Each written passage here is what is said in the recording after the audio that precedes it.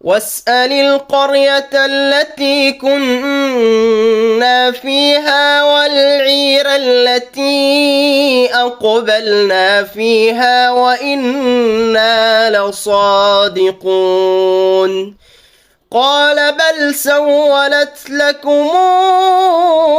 أنفسكم أمرا فصبر جميل عسى الله أن ياتيني بهم جميعا إنه هو العليم الحكيم وتولى عنهم وقال يا أسفا على يوسف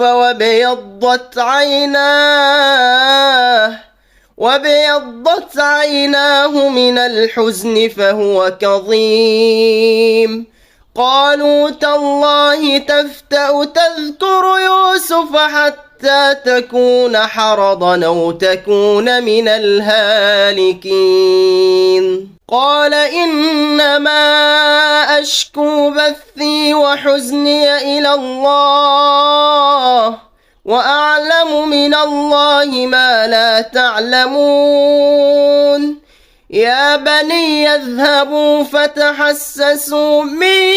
يوسف وأخيه ولا تيأسوا من روح الله إنه لا ييأس من روح الله إلا القوم الكافرون